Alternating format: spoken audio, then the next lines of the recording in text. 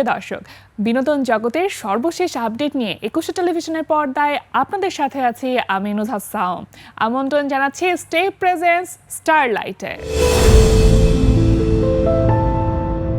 পবিত্র ঈদ উল ফিতরকে সামনে রেখে দেশের সিনেমা অঙ্গনে মুক্তির প্রস্তুতি জোরদার হচ্ছে।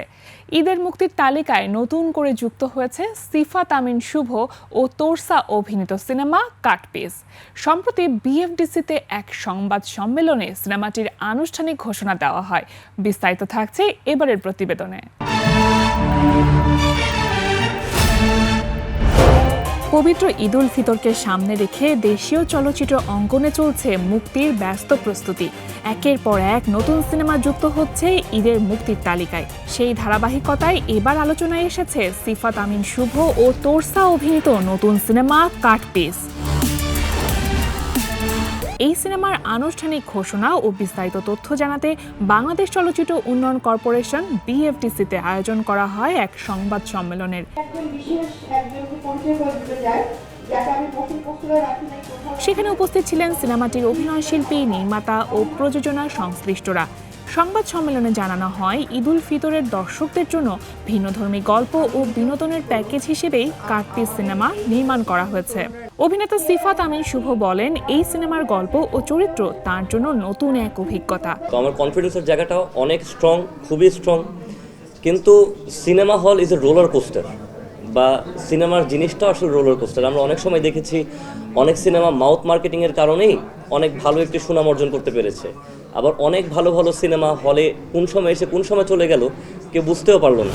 অন্যদিকে তোরসা জানান, ঈদের বড় পর্দায় দর্শকদের সঙ্গে দেখা হওয়ার অপেক্ষায় আছেন তিনি। আমাদের যে গল্প, আমরা যে টপিকটা চিন্তা করছি, তার চাইতেও বড় কথা হচ্ছে আমরা এখানে আমাদের যে ন্যাশনালিজম, দেশের প্রতি ভালোবাসার যে জায়গাটা আছে, সব কিছু মিলে আমরা যারা অভিনয় করেছি সবাই আমরা কিন্তু ফ্রেশ একটা জায়গা নিয়ে আসছি।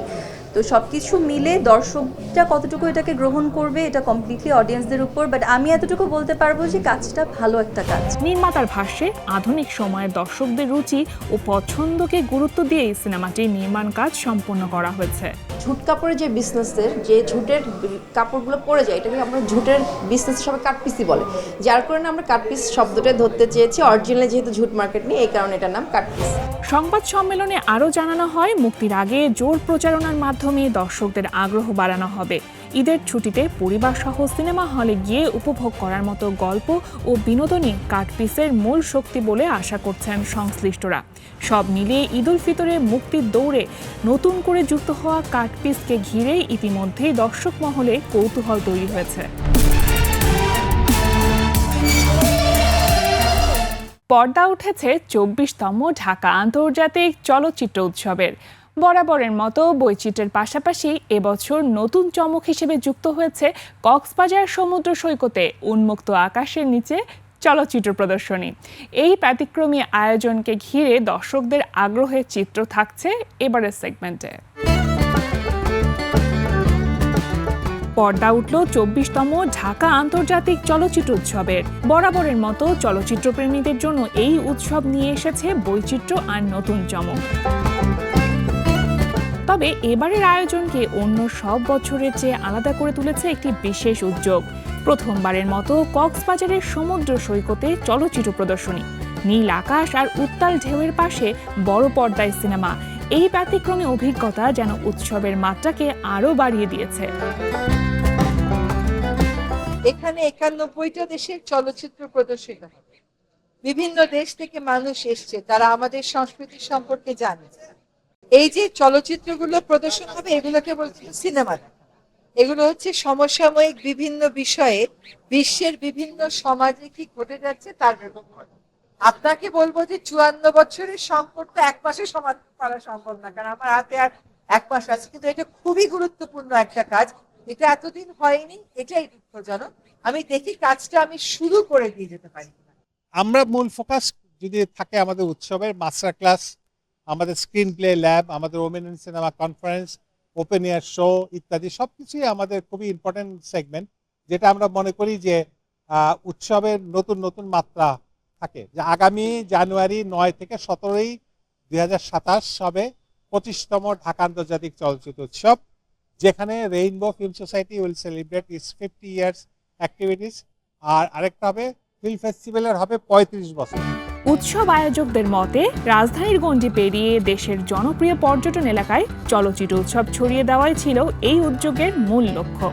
এর মাধ্যমে একদিকে যেমন চলচ্চিত্রকে সাধারণ মানুষের আরও কাছে নিয়ে যাওয়া সম্ভব হয়েছে, তেমনি অন্যদিকে কক্সবাজারে বেড়াতে আসা পর্যটকরাও পেয়েছেন ভিন্নধর্মী সাংস্কৃতিক অভিজ্ঞতা। আমি একজন চলচ্চিত্র প্রেমী হিসেবে বাংলা চলচ্চিত্র প্রেমী প্লাস বিভিন্ন আন্তর্জাতিক চলচ্চিত্র দেখা হয় আমার, তো ওই হিসেবে আমি আজকে প্রথম দিনে এই অনুষ্ঠানে অংশগ্রহণ করতে এসেছি। জানুয়ারি 10 তারিখ থেকে 18 তারিখ পর্যন্ত এত বড় একটি বাংলাদেশের চলচ্চিত্র উৎসব পরিচালনা করা হবে। তো আমি এখানে চলে আসলাম আসলে আমার ফ্রি টাইম আসলে পাস করার জন্য। বাস্তবধর্মী ফিল্ম দেখতে বেশি পছন্দ করি। এবারে 24তম ফিল্ম ফেস্টিভ্যাল খুবই ভালো লাগছে। বাংলাদেশে এই আয়োজনটা অনেক দিন ধরেই হচ্ছে, তো আমার ভীষণ লাগছে যে ইন্টারন্যাশনালি 91টা দেশের 246টা এবার চলচ্চিত্র প্রদর্শনী হচ্ছে। এর মধ্যে চাইনিজ সিনেমাটা প্রদর্শনী হয়ে গিয়েছে। চাইনিজ কালচার সম্পর্কে যে ধারণা বা ফিল্ম নিয়ে ওটা মানে খুবই ভালো লেগেছে আমার কাছে। 24তম ঢাকা আন্তর্জাতিক চলচ্চিত্র উৎসবের এই নতুন সংযোজন দর্শক ও চলচ্চিত্র সংশ্লিষ্টদের কাছ থেকে পেয়েছে ইতিবাচক সাড়া। আয়োজকদের আশা, ভবিষ্যতেও দেশের বিভিন্ন প্রান্তে এমন আয়োজনের মাধ্যমে চলচ্চিত্র উৎসবকে আরও বিস্তৃত পরিসরে নিয়ে যাওয়া সম্ভব হবে।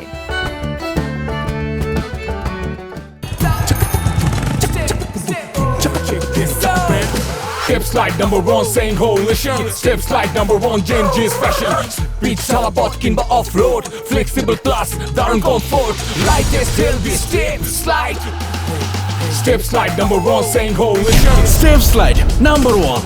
জীবনের টানাপোড়েন আর পারিবারিক সম্পর্কের গল্প নিয়ে চরকিতে মুক্তি পেয়েছে ওয়েব সিনেমা আতকা।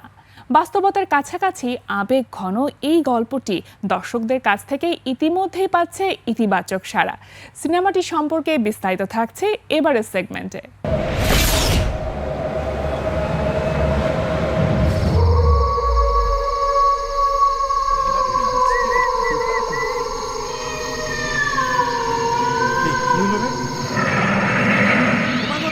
দেশীয় ওটিটি প্ল্যাটফর্ম চরকিতে মুক্তি পেয়েছে নতুন ওয়েব সিনেমা আতকা।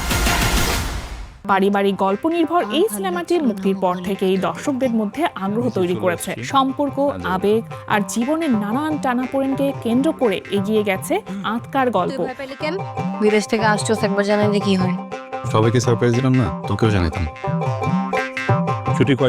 ওয়েব সিনেমাটিতে একটি পরিবারের ভেতরের অনুভূতি, প্রজন্মের দ্বন্দ্ব এবং ভালোবাসার বন্ধনকে সহজ সরলভাবে তুলে ধরা হয়েছে। আমার জীবনে ঘটে যাওয়া আতকা ঘটনা। মানিকগঞ্জে শুট করতে গেলাম। ওই হোটেলের সব থেকে যে বড় রুমটা, সেই রুমটা আমাকে থাকার জন্য দিল। 3টার দিকে জাস্ট ওইভাবেই শুয়ে ফোন স্ক্রল করছি, মানে একদমই জাগা। হঠাৎ করে মনে হলো কে যেন কানের এখানে এসে মানে জিবারিশ ল্যাঙ্গুয়েজে অনেকগুলো কথা একসাথে এভাবে করে দিচ্ছে। মানে একটা সেকেন্ড সময় নেয়নি। কানের কাছে এসে জাস্ট আমার এই সাইডটা পুরোটা গরম হয়ে গেল। এখন আমি তো রিঅ্যাক্টও করতে পারতেছি না, বিকজ নিজের জায়গা থেকে অনেক সময় ভয় পেলেও বলা যায় না যে ভয় পাচ্ছি। বান্দরবন গিয়েছিলাম একটা ব্র্যান্ডের শুটে। আমি জাস্ট ওয়াশরুমে ঢুকে শাওয়ারে যাব, এই টাইমে এরকম একটা ঘটনা ঘটে যে দরজাটা ধুপ করে খুলে যেতে ধরে। আর আমি এখানে সিঙ্কের বেসিনের সামনে আয়না রেখে দাঁড়ানো, তো আমি দরজার চাপ দিয়ে ধরে আমি হাসছিলাম। আমার মনে হয়েছে যে ওই আপু হয়তো দুষ্টামি করছে। তা আমি বলছি প্লিজ আপু এমন করো না, এমন করো না। করতে করতে আমি যখন দরজার এদিকে তাকাই, দেখি কেউ নাই অ্যান্ড আপু ঘুমাচ্ছে, দরজা ধাপ করে লেগে যায়। অ্যান্ড ফাইনালি ওখানে আরো কিছু প্যারানর্মাল অ্যাক্টিভিটিস ঘটে। বিশ্বাস করেন সেদিনই রাতে শুট শেষ করে বাসায় কোনোভাবে চলে গেলাম। নির্মাতার ভাষ্যে বর্তমান সময়ের পারিবারিক বাস্তবতা ও মানুষের মানসিক অবস্থানই এই সিনেমার মূল উপজীব্য। কি ভূতের জমিটা? কালকে কি হইলো? অতিরিক্ত নাটকীয়তার বদলে বাস্তবতার কাছাকাছি গল্প বলাই ছিল তাদের লক্ষ্য। চরকিতে মুক্তির পর দর্শকরা সিনেমাটির গল্প, অভিনয় এবং আবেগ ঘন উপস্থাপনাকে ইতিবাচকভাবে গ্রহণ করেছে। বিশেষ করে পারিবারিক সম্পর্কের সূক্ষ্ম দিকগুলো যেভাবে পর্দায় ফুটে উঠেছে তা অনেক দর্শকের সঙ্গে একাত্মতা তৈরি করেছে। ওরা ভালো মানুষ না, মামি আমাকে বলে দিছে চুমকি যাতে না আসে। ডিজিটাল প্ল্যাটফর্মে পারিবারিক গল্প নির্ভর কন্টেন্টের চাহিদা বাড়ার এই সময়ে আঁকা দর্শকদের জন্য ভিন্নধর্মী এক অভিজ্ঞতা হয়ে উঠতে পারে বলে মনে করছেন সংশ্লিষ্টরা। যেটা ভাবতেছে ওটা পসিবল লাইফের মধ্যে। ফ্যাশনের জগতে জুতার গুরুত্ব বরাবরই আলাদা। আধুনিক ডিজাইন আর আরামের সমন্বয়ে নতুন কালেকশন নিয়ে এসেছে জনপ্রিয় দেশীয় জুতার ব্র্যান্ড স্টেপ। ক্যাজুয়াল থেকে ফর্মাল সব ধরনের ব্যবহারের উপযোগী এই জুতা। বিস্তারিত জানবো এবারে।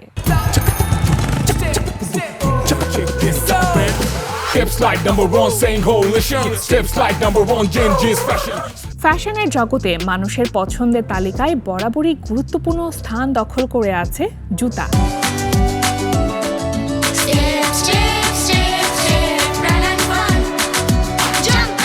পোশাকের সঙ্গে মানানসই একটি জুতা যেমন ব্যক্তিত্বকে ফুটিয়ে তোলে, তেমনি ফ্যাশন স্টেটমেন্ট হিসেবেও এর গুরুত্ব অপরিসীম। সেই ফ্যাশনকে আরও এক ধাপ এগিয়ে নিতে বাংলাদেশের জনপ্রিয় জুতার ব্র্যান্ড স্টেপ নিয়ে এসেছে নতুন নতুন কালেকশন।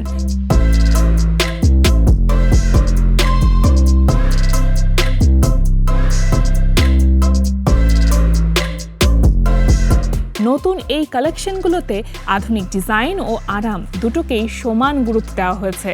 তরুণদের ফ্যাশন সেন্সের পাশাপাশি অফিসগামী ও দৈনন্দিন ব্যবহারের কথা মাথায় রেখে তৈরি করা হয়েছে বিভিন্ন ধরনের জুতা।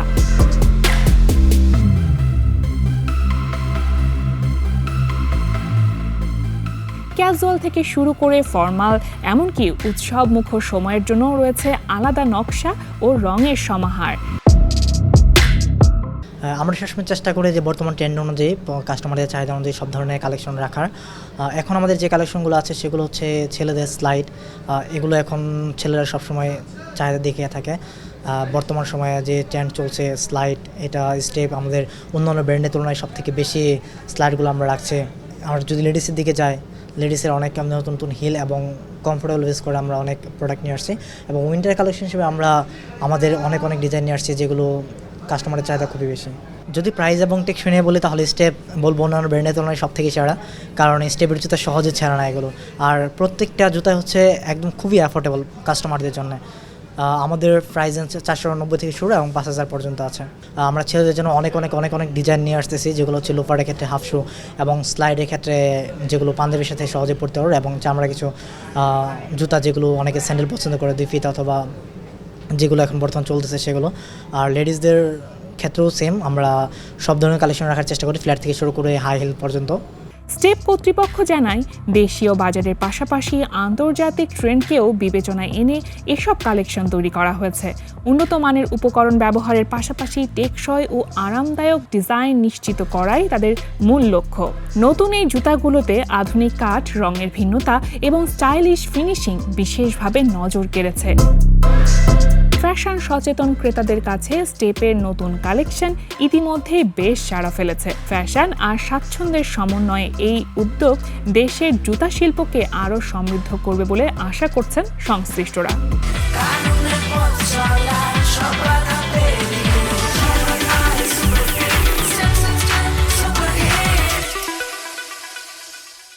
একই সময়ে সোশ্যাল মিডিয়ায় আলোচনার কেন্দ্রে দুই বিপরীত খবর। একদিকে জনপ্রিয় সঙ্গীতশিল্পী ও অভিনেতা তাহসান খান এবং তার স্ত্রী রোজার বিচ্ছেদের খবর, অন্যদিকে ইউটিউবার ও উদ্যোক্তা রাফসান সাবাব এবং সঙ্গীতশিল্পী জেফার রহমানের বিয়ের খবরে আনন্দে ভাসছে অনলাইন দুনিয়া। বিস্তারিত থাকছে এবারে। তুমি বন্ধু আমার ছিলে পাশে। সম্প্রতি নীরবভাবেই আলাদা হওয়ার সিদ্ধান্ত নিয়েছেন তাহসান ও রোজা। দীর্ঘদিন ধরে আলোচনার বাইরে থাকা এই দম্পতির বিচ্ছেদের খবর প্রকাশ্যে আসতেই ভক্তদের মধ্যে ছড়িয়ে পড়ে হতাশা ও কৌতূহল। সামাজিক যোগাযোগ মাধ্যমে অনেকেই তাদের সঙ্গে কাটানো মুহূর্তের ছবি শেয়ার করে স্মৃতিচারণ করছেন। আবার কেউ বলছেন তারকাদের ব্যক্তিগত জীবনও সাধারণ মানুষের মতোই নানান বাস্তবতার মধ্য দিয়ে যায়, তাই এই সিদ্ধান্তকে সম্মান জানানো উচিত।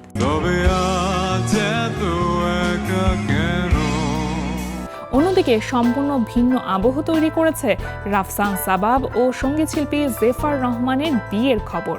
দীর্ঘদিনের বন্ধুত্ব ও পারস্পরিক বোঝাপড়ার পর জীবনের নতুন অধ্যায় শুরু করেছেন এই জুটি। বিয়ের মুহূর্তের ছবি ও ভিডিও ছড়িয়ে পড়তেই শুভেচ্ছা আর অভিনন্দনে ভরে ওঠে সোশ্যাল মিডিয়া। ভক্তরা বলছেন এই বিয়ে তরুণ প্রজন্মের কাছে ভালোবাসা ও বন্ধুত্বের এক ইতিবাচক বার্তা দিচ্ছে। একদিকে বিচ্ছেদের নীরব কষ্ট, অন্যদিকে বিয়ের উচ্ছ্বাস। এই দুই ভিন্ন গল্পই এখন সোশ্যাল মিডিয়াকে সরগরম করে তুলেছে। সম্পর্কের শুরু কিংবা শেষ, সব ক্ষেত্রেই সবচেয়ে জরুরি হলো পারস্পরিক সম্মান ও ব্যক্তিগত সিদ্ধান্তের প্রতি শ্রদ্ধা। কারণ তারকারাও শেষ পর্যন্ত মানুষ, আর তাদের জীবনেও সুখ দুঃখ পাশাপাশি চলবেই।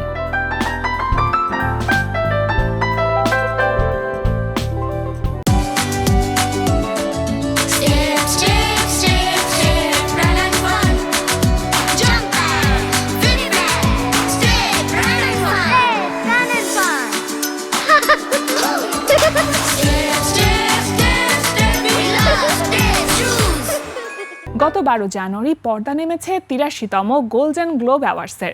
ক্যালিফোর্নিয়ার বেভারলি হিলসে অনুষ্ঠিত এবারের আয়োজনে লাল গালিচায় হাজির ছিলেন হলিউডের শীর্ষ তারকারা। ড্রামা ও কমেডি দুই বিভাগেই সেরা চলচ্চিত্র, অভিনেতা, অভিনেত্রী ও নির্মাতাদের স্বীকৃতি দেওয়া হয় এই আসরে। গোল্ডেন গ্লোবের এবারের বিজয়ীদের নিয়ে বিস্তারিত থাকছে এই সেগমেন্টে।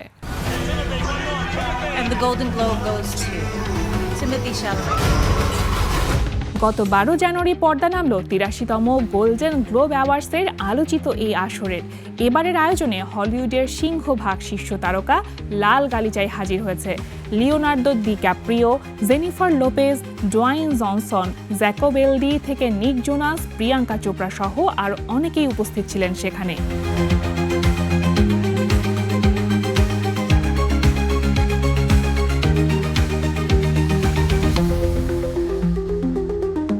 এবারের অনুষ্ঠান ক্যালিফোর্নিয়ার বেভারলি হিলটনের বিখ্যাত দ্য বেভারলি হিলটনে অনুষ্ঠিত হয়, যেখানে বছর জুড়ে মুক্তিপ্রাপ্ত সর্বোৎকৃষ্ট চলচ্চিত্র ও টেলিভিশন ডিজিটাল কন্টেন্টকে স্বীকৃতি দেওয়া হয়।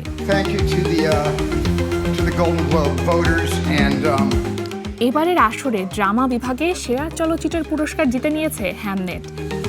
মিউজিক্যাল বা কমেডি বিভাগে সেরা চলচ্চিত্রের পুরস্কার জিতে নিয়েছে ওয়ান ব্যাটল আফটার এনাদার। সেরা পরিচালকের পুরস্কার জিতেছে Paul Thomas Anderson One Battle After Another সিনেমাটির জন্য। ড্রামা বিভাগে সেরা অভিনেত্রীর পুরস্কার জিতেছে জেসি বাকলে হ্যামনেট সিনেমাটির জন্য। মিউজিক্যাল বা কমেডি বিভাগে সেরা অভিনেতার পুরস্কার জিতেছে টিমোথি শালামেট মার্টি সুপ্রিম সিনেমাটির জন্য। মিউজিক্যাল বা কমেডি বিভাগে সেরা অভিনেত্রীর পুরস্কার জিতেছে Rose Byrne If I Had Legs I Would Kick You সিনেমাটির জন্য। সেরা অ্যানিমেশন সিনেমার পুরস্কার জিতেছে কোরিয়ান সিনেমা ডেমন হান্টার্স। সেরা ইংরেজি ভাষার সিনেমার পুরস্কার জিতেছে দ্য সিক্রেট এজেন্ট। সেরা সঙ্গীত ও গান বিভাগে পুরস্কার জিতেছে কোরিয়ান সিনেমা ডেমন হান্টার্সের গোল্ডেন গানটি। সব মিলিয়ে এবারের আসরে মোট 27টি ক্যাটাগরিতে পুরস্কার প্রদান করা হয়।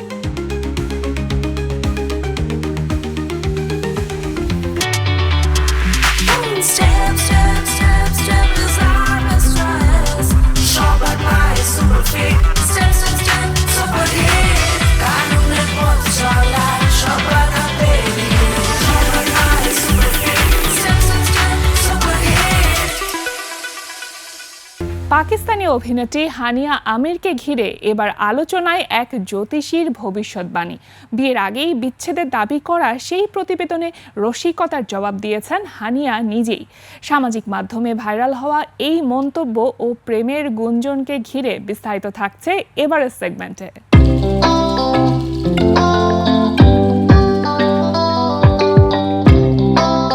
জ্যোতিষীর ভবিষ্যৎবাণী সূত্র ধরে একটি প্রতিবেদন প্রকাশ করেছে এক পাকিস্তানি টিভি চ্যানেল। তাতে জ্যোতিষী দাবি করেন হানিয়ার জন্মকুণ্ডলী ও রাশিচক্র বিশ্লেষণ করে দেখা গেছে 2026 সালে তার বিচ্ছেদ ঘটবে। তবে হানিয়া আমির এখনো বিয়ে করেননি।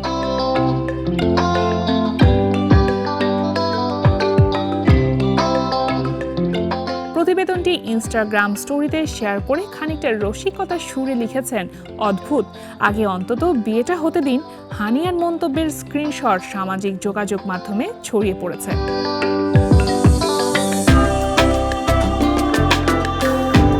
এক অনুরাগী মজার ছলে লিখেছেন, তাহলে তুমি গোপনে বিয়ে করেছো আর আমাদের কিছুই বলনি? কেউ আবার প্রশ্ন তোলেন, বিয়ের আগেই ডিভোর্স কিভাবে হয়? সাবেক প্রেমিক গায়ক আসিম আজহারের সঙ্গে আবারও প্রেমের সম্পর্কে জড়িয়েছেন হানিয়া আমির।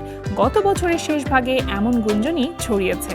কেউ কেউ বলছেন এই বছরই তারা বিয়েটা সারবেন।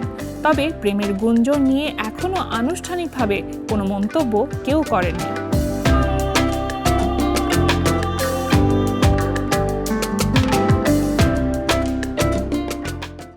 প্রিয় দর্শক, দেখতে দেখতে চলে এলাম আয়োজনের একেবারে শেষ পর্যায়ে। বিনোদন জগতের সর্বশেষ আপডেট নিয়ে আগামী সপ্তাহে ঠিক একই সময়ে হাজির হয়ে যাব 21 টেলিভিশনের পর্দায়, সাথে নিয়ে স্টে প্রেজেন্স স্টারলাইট। সে পর্যন্ত সকলে ভালো থাকুন, সুস্থ থাকুন, থাকুন বিনোদনের সাথে।